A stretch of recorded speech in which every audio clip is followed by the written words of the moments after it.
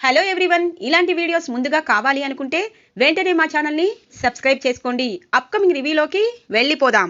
Episode start అవ్వంగానే జగతి కోరిక మేరకు రిషి వసుధార పెళ్లిని ఇంట్లోనే జరిపించాలని అన్ని ఏర్పాట్లని చేస్తారు మహేంద్ర, ఫణీంద్ర. రిషి పెళ్లి కొడుకుగా, వసుధార పెళ్లి కూతురుగా రెడీ అవుతూ ఉంటారు. జగతికి ఆనందంగా అనిపిస్తుంది. హాల్లో ఉన్న పెళ్లి మండపం దగ్గరికి వస్తుంది జగతి వీల్ చైర్లో. ఆనందంగా ఆ పెళ్లి మండపం అంతా చూస్తూ ఉంటుంది జగతి. దేవయాని శైలేంద్రకి జాలి, దయ, కరుణ అనే మాట లేకుండా జగతిని రిషి వసుధార పెళ్లి చూడకుండానే చంపేయాలని మరో ప్లాను వేస్తారు. పెళ్లి మండపం దగ్గరికి వచ్చిన జగతి దగ్గరికి వస్తుంది దేవయాని. చాలా ఆనందంగా ఉన్నట్టున్నావు, రిషి నిన్ను అమ్మ అన్నాడు. నీ కోరిక మేరకే రిషి వసుధార పెళ్లిని నీ కళ్ళ ముందే జరుగుతుంది అని అంటుంది దేవయాని. ఏ తల్లికైనా కొడుకు పెళ్ళి, కొడుకు అమ్మ అనడమే తల్లి జన్మకి సార్థకత అని అంటుంది జగతి. అలా అని నువ్వనుకుంటున్నావా? రిషికి నీపై జాలి కలిగి అమ్మ అని పిలిచాడు. ఇక నువ్వు ఎలాగూ చనిపోతావని నీ కళ్ళ ముందే పెళ్లి చేసుకుంటానంటున్నాడు. అంతేగాని నువ్వంటే ఇష్టం లేదు, ఈ పెద్దమ్మంటేనే ఇష్టం అని అంటుంది దేవయాని. చూడక్కయ్యా, నువ్వు ఎన్ని అనుకున్నా ఒకటి మాత్రం నిజం. నా కొడుకుకి అప్పుడు ఇప్పుడు ఎప్పుడు నేనంటే ప్రాణం. ఇక మీరు నన్ను ఏమీ చేయలేరు అని అంటుంది జగతి. సర్లే జగతి, ఆనందంగా ఉన్నావు, నీ ఆనందాన్ని నేనెందుకు కాదనాలి, ఈ జ్యూస్ తాగు అని అంటుంది దేవయాని. ఇక జగతి పాపం జ్యూస్ తాగాలని నోటిదాకా తీసుకుని వస్తుంది. కానీ తనకు ఎందుకో డౌట్ అనిపిస్తుంది. పక్కనే ఉన్న నర్స్కి ఇప్పుడు వద్దమ్మా అని అంటుంది జగతి. మేడం, మీరు టాబ్లెట్ వేసుకోవాలి కనీసం అనగానే, ఇప్పుడు వద్దు, నా కొడుకు నా కోడలు పెళ్లి చూడాలి, అప్పుడు ఆనందంగా భోజనమే చేస్తాను అని అంటుంది జగతి. సర్లే జగతి అని అక్కడి నుండి దేవయాని శైలేంద్ర దగ్గరికి వస్తుంది. ఈ జగతికి డాక్టర్సు సంతోషంగా ఉంటే సగం బలం వస్తుందని చెప్పారు. రిషి వసుధార పెళ్లి చూసిందంటే ఖచ్చితంగా ప్రమాదం నుండి బయట పడిపోతుంది. ఏ తల్లికైనా కొడుకు కోడలు సంతోషంగా ఉండడమేదే కావాలి. అందుకే జగతిని ఈ పెళ్లి చూడకుండానే చంపేయాలి అని అంటుంది దేవయాని. మమ్మీ, పిన్ని చాలా తెలివిగా మనం ఏమిచ్చినా తినటం లేదు, కనీసం జ్యూస్ కూడా తాగలేదు. అందుకే బాబాయి ఇస్తున్న టాబ్లెట్ని మార్చేశాను. స్లో పాయిజన్ టాబ్లెట్ని అక్కడ పెట్టాను. ఇప్పుడు బాబాయ్ టాబ్లెట్ ఇస్తారు కదా, ఆ టాబ్లెట్ వేసుకుంటుంది. ఇంకొక పావు గంటలో పిన్ని మనందరికీ దూరంగా ఆకాశానికి వెళ్ళిపోతుంది. నువ్వు కంగారు పడద్దు మమ్మీ అని అంటారు శైలేంద్ర. శైలేంద్ర, పావు గంట దాకా ఎందుకు? జగతి ఇప్పుడు చస్తే ఖచ్చితంగా పెళ్లి ఆగిపోతుంది. జగతి కంటే డేంజర్ వసుధార. వసుధారకి మన గురించి మొత్తం తెలుసు. ఖచ్చితంగా పెళ్లి అయిపోతే రిషికి చెప్పేస్తుంది. అందుకే ఈ పెళ్లి జరగకూడదు. జగతి చచ్చిపోతే పెళ్లి ఆగిపోతుంది. ఆ టాబ్లెట్ ఏదో ముందుగానే ఇవ్వచ్చు కదా అని అంటుంది దేవయాని. సరే మమ్మీ, బాబాయ్కి చెప్పి వస్తాను అని చెప్పి గబగబా శైలేంద్ర మహేంద్ర దగ్గరికి వస్తారు. బాబాయ్, పిన్ని ఇంకా టిఫిన్ తినలేదు. తను హాల్లోనే అక్కడే నించుని సంతోషంగా చూస్తుంది. పిన్ని టిఫిన్ చెయ్యాలి బాబాయ్ అనగానే, శైలేంద్ర, నువ్వు అందరి దగ్గర డ్రామాలు చేస్తున్నావు, నా దగ్గర నువ్వు డ్రామాలు అస్సలు చెయ్యొద్దు. నీ మంచికే చెప్తున్నాను. నువ్వు నా కళ్ళ ముందుకు రాకుండా ఉంటే నీకే మంచిది అని అంటారు మహేంద్ర. ఏంటి బాబాయ్, మంచి చెప్పినా నీకు అర్థం కావట్లేదా అని అంటారు. ఇంతలో ఫణీంద్ర వస్తారు. ఏమైంది మహేంద్ర అని అడుగుతారు. డాడ్, పిన్ని చూసారా, మార్నింగ్ నుండి సంతోషంగా హాల్లోనే ఉండిపోయారు, కనీసం టిఫిన్ కూడా చేయలేదు అనగానే, మహేంద్ర, ఈ ఏర్పాట్లన్నీ పూర్తయ్యాయి, ముందు జగతికి టిఫిన్ తినిపించు, వెళ్ళు వెళ్ళు అనగానే, సరే అన్నయ్య అని చెప్పి ఇక జగతి దగ్గరికి వస్తారు మహేంద్ర. ఏంటి జగతి, ఆనందంగా ఇక్కడే ఉంటావా, టిఫిన్ చేయవా అనగానే, మహేంద్ర, రిషి వసుధార పెళ్లి జరిగాక అందరం కలిసి భోజనం చేద్దాం అని అంటారు. మేడం, ఇంతలో నర్స్ అంటుంది, మేడం, మీరు భోజనం చేయకూడదు, డాక్టర్ చెప్పారు కదా, పాలల్లో ఇడ్లీ కలిపి సార్ మీకు తినిపిస్తారు, తర్వాత టాబ్లెట్ వేసుకోవాలి అనగానే, సరే మహేంద్ర, త్వరగా తినిపించు అని అంటుంది. ఇక మహేంద్ర తనకి ఇడ్లీ పాలల్లో కలిపి లిక్విడ్గా చేసి స్పూన్తో తినిపిస్తారు. తరువాత నర్స్ ఇచ్చిన టాబ్లెట్ని వేస్తారు మహేంద్ర. మహేంద్ర, ఇక నన్ను డిస్టర్బ్ చేయొద్దు, ఎందుకంటే రిషి వసుధారాని కల్లారా చూడాలి అని అంటుంది. సరే జగతి అని అంటారు మహేంద్ర. ఇటువైపు శైలేంద్ర రిషి రూంలోకి వస్తారు. రిషి, రెడీ అయిపోయావా అని అంటారు. రెడీ అన్నయ్యా అని అంటారు. నీ పెళ్ళి ఇప్పుడు ఆగిపోతుందిగా, పిన్నికి స్వయాన బాబాయే టాబ్లెట్ ఇచ్చారు. పాపం పిన్ని పెళ్లి చూడకుండానే చచ్చిపోబోతుంది అని చెప్పి మనసులో అనుకుంటారు శైలేంద్ర. ఇటువైపు ధరణి వసుధారాని పెళ్లి కూతురిగా రెడీ చేసి కిందికి తీసుకుని వస్తుంది. ఇటు శైలేంద్ర రిషిని కిందికి తీసుకుని వస్తారు. వాళ్ళిద్దరినీ చూసిన జగతికైతే ఆనందానికి అవధులు లేకుండా ఉంటాయి. ఇక శైలేంద్ర దేవయాని పక్కన నించొని, మమ్మీ సక్సెస్ అయిపోయింది కదా అనగానే, అయ్యింది, కానీ ఆ జగతి చూసావా ఇంకా ఆనందంగానే ఉంటుంది. ఇక తను ఇక్కడే కుప్పకూలిపోతుందని వెయిట్ చేస్తున్నాను. కానీ కొడుకు కోడలు దగ్గరికి వచ్చారు కదా, ఈవిడిగారు ముఖంలో 1000 క్యాండిల్ వెలిగిపోయినంత సంతోషం ఉంది. ఇంకసేపట్లో పోతుంది కదా మమ్మీ, పెళ్లి కూడా ఆగిపోతుంది అని అంటారు శైలేంద్ర. రిషి వసుధార ఇక జగతి దగ్గరికి వస్తారు. జగతి వాళ్ళిద్దరినీ అలాగే చూస్తూ ఉండిపోతుంది. మేడం, మీరు అనుకున్నట్టు మీ కోరిక మేరకు మీ కళ్ళ ముందే రిషి సార్ నా పెళ్లి జరుగుతుంది అనగానే ఇంతలో రిషి అంటారు, వసుధారా, మా అమ్మని మేడం మేడం అంటున్నావు, ఇప్పట్నుండి అత్తయ్య అనాలి అని అంటారు. అత్తయ్య, మీరు లేకపోతే నేను లేను, మీరు ఎప్పుడు మా గురించే ఆలోచిస్తూ ఉంటారు అని అంటుంది వసుధార. ఇంతలో చక్రపాణి వస్తారు. చక్రపాణి గారు రిషి వసుధారాని అలాగే చూస్తూ ఉంటారు.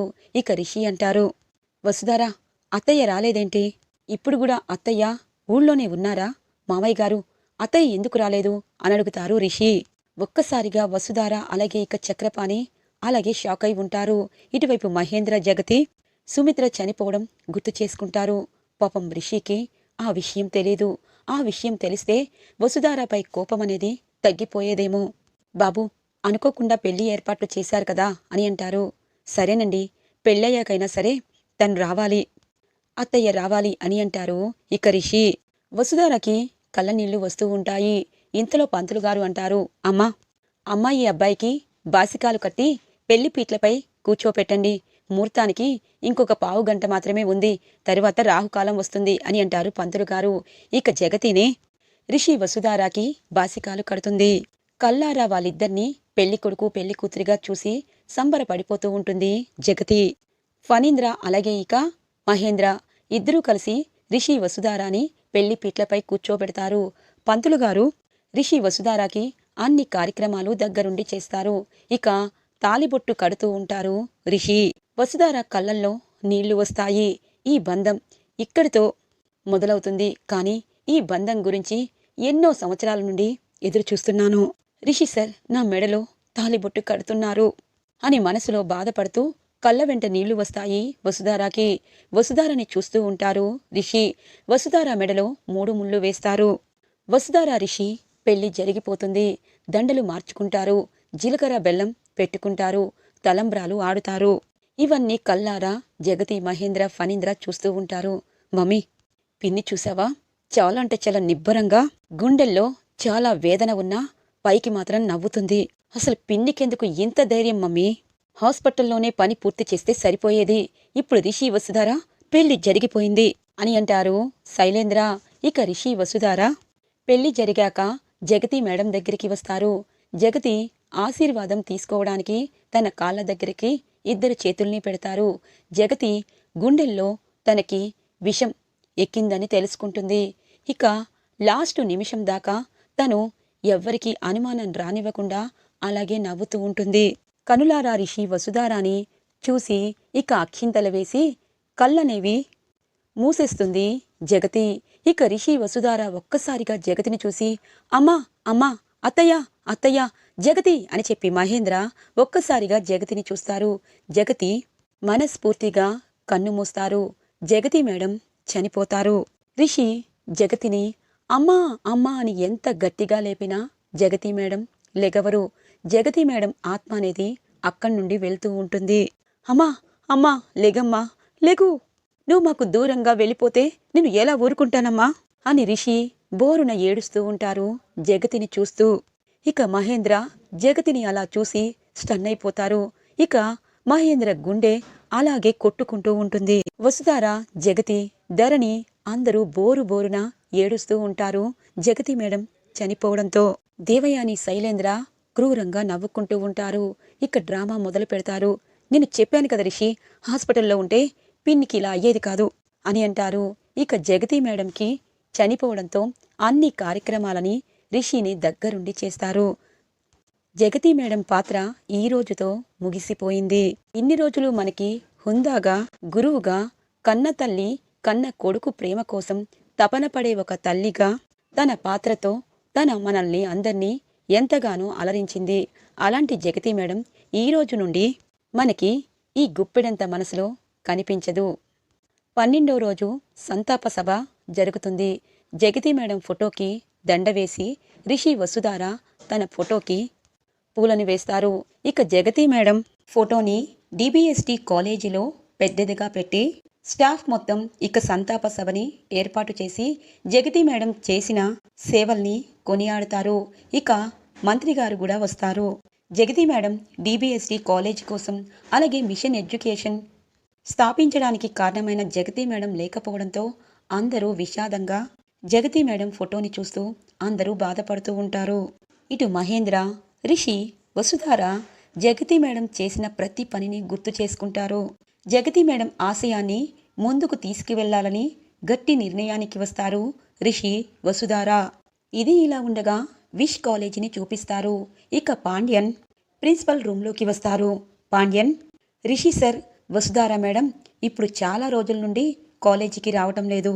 వాళ్ళిద్దరూ ఏ వర్క్లోకి వెళ్లారు అనగానే మిషన్ ఎడ్యుకేషన్ వర్క్లో ఉన్నారు సార్ అని అంటారు పాండ్యన్. రిషి సార్ కాలేజీకి రాకపోయినా తన గైడ్లైన్స్తో ఈ విష్ కాలేజీ నడుస్తుంది. కానీ ఇద్దరు ఒకేసారి మిషన్ ఎడ్యుకేషన్కి వెళ్లారు అంటున్నారు.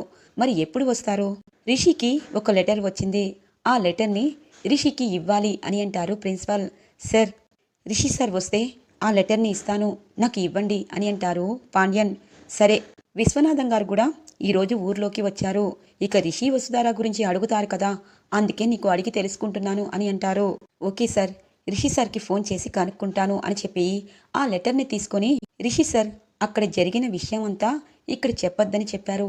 అసలు రిషి సార్కి వసుధార మేడంకి సంబంధం ఏంటి? అలాగే మహేంద్ర సార్ వాళ్ళకి నాన్న అంటే జగతి మేడం వాళ్ళ అమ్మన్నమాట. వాళ్ళిద్దరూ అమ్మ నాన్న అయినా రిషి సార్ ఎందుకు విష్ కాలేజీకి వచ్చారు? డిబిఎస్టి కాలేజ్ రిషి సార్ ఖచ్చితంగా వాళ్ళ అమ్మ నాన్న కాబట్టి వాళ్ళందరూ అక్కడే ఉండేవారు. మరి రిషి సార్ ఎందుకు ఒంటరిగా వచ్చారు?